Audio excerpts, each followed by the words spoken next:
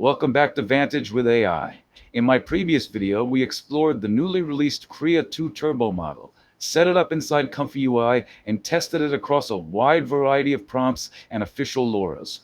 If you haven't watched that video yet, I highly recommend checking it out first, as this workflow builds directly on top of it. One question that came up repeatedly was whether Krea 2 could use reference images to guide image generation. The answer is yes, and that's exactly what we'll be looking at today. In this video, I'll show you a custom ComfyUI node and a workflow that allows you to use multiple reference images to influence the generated output.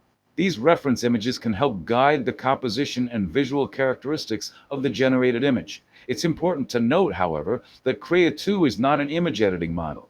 The reference images are used purely as guides, so while they can influence the final result, exact identity consistency cannot be guaranteed. Along with reference image conditioning, this custom node also includes two very useful enhancements.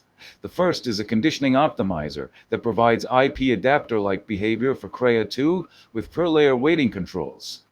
It also helps reduce the quality dilution introduced by the model's built-in safety conditioning, allowing the model to better preserve image quality while giving you greater control over the generation process.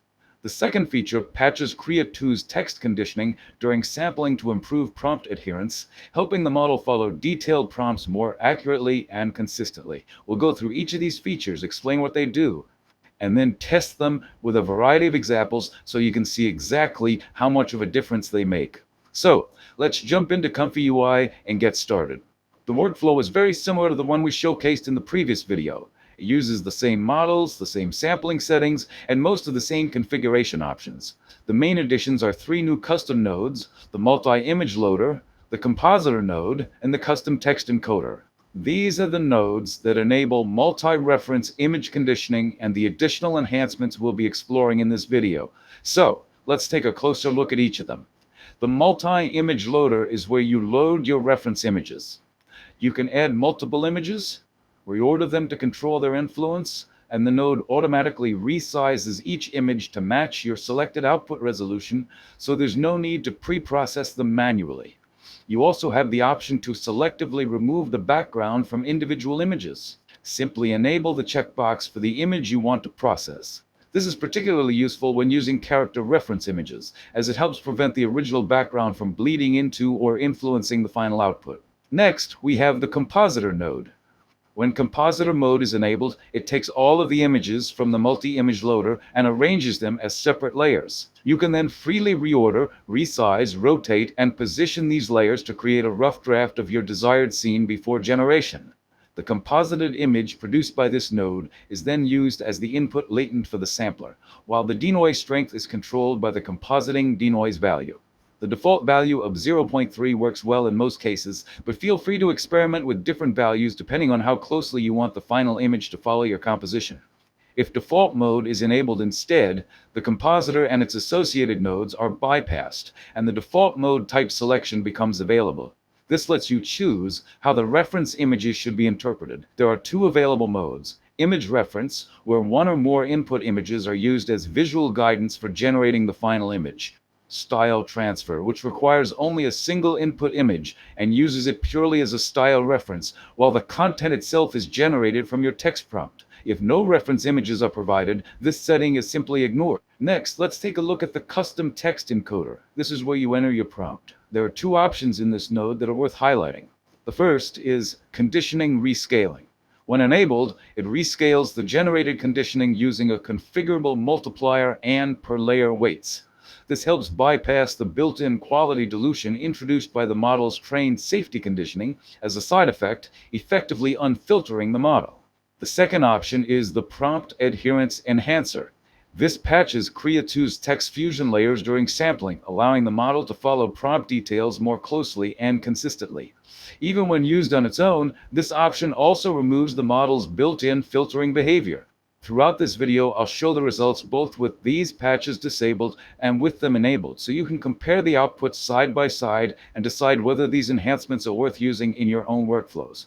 Let's start with a simple text-to-image test without using any reference images.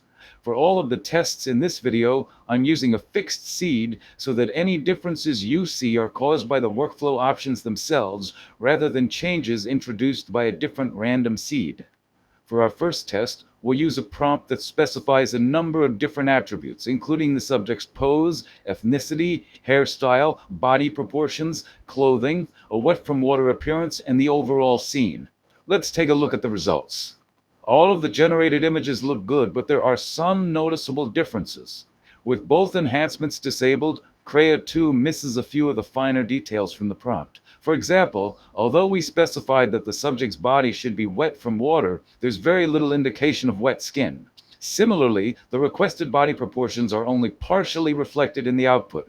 The rest of the prompt, however, is followed quite well. Now let's compare that to the results with the enhancements enabled. Here we can clearly see stronger prompt adherence. The wet skin effect is much more visible, giving the impression that the subject has just come out of the water. The requested body proportions are also represented more closely. One thing to keep in mind is that when using the prompt adherence enhancer, your prompt should be detailed and precise. If the prompt is too vague, you may occasionally notice facial features taking on a slightly anime-inspired appearance. You can also adjust the enhancement strength to find the balance that works best for your particular prompt. I also ran several additional text-to-image tests, and here are the results. Overall, the outputs look very good across a wide variety of prompts. I've included a link to an archive containing all of the generated images in the video description below, so you can examine the results yourself and decide which settings work best for your own workflows.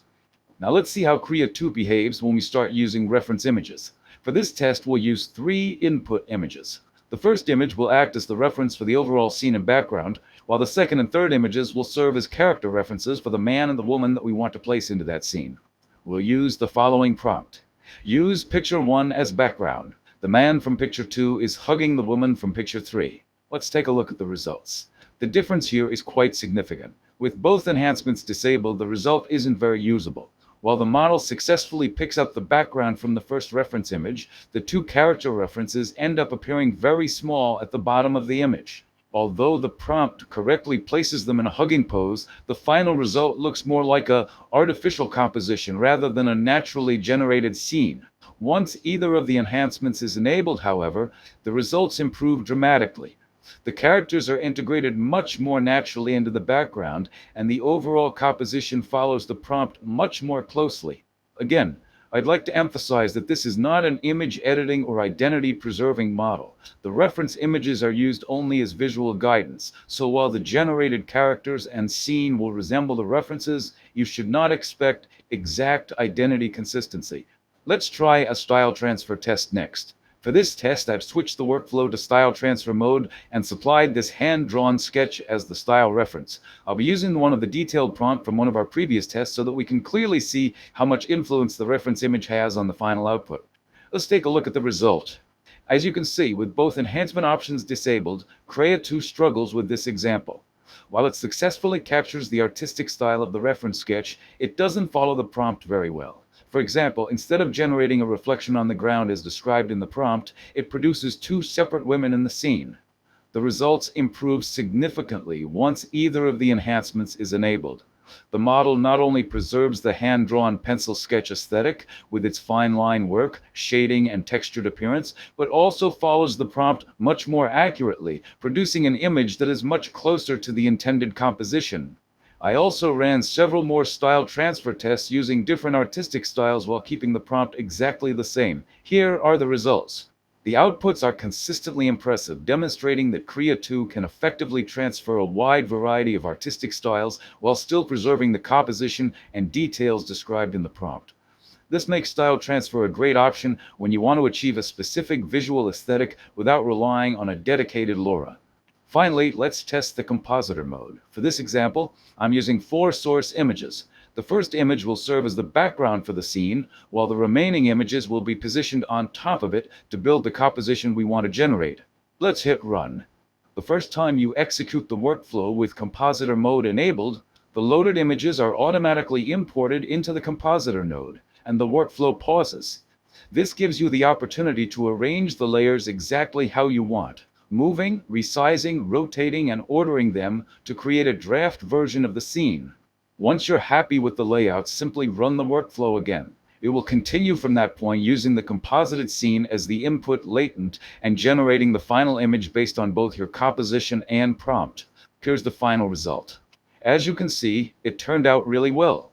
The generated image closely follows the draft composition while naturally blending all of the individual elements into a cohesive scene. This makes Compositor mode a powerful way to guide Krea 2 when you have a specific layout or scene composition in mind. And that's a look at how reference image conditioning works with Krea 2 in ComfyUI. While it isn't an image editing or identity consistent model, this workflow does a great job of using multiple reference images to guide composition, style, and character placement. Combined with the conditioning optimizer and prompt adherence enhancements, it can produce some impressive results. You can find the workflow and all the resources mentioned in this video linked in the description below. If you found this video helpful, please leave a like, subscribe to the channel, and let me know in the comments what you'd like to see next. Thanks for watching, and I'll see you in the next one.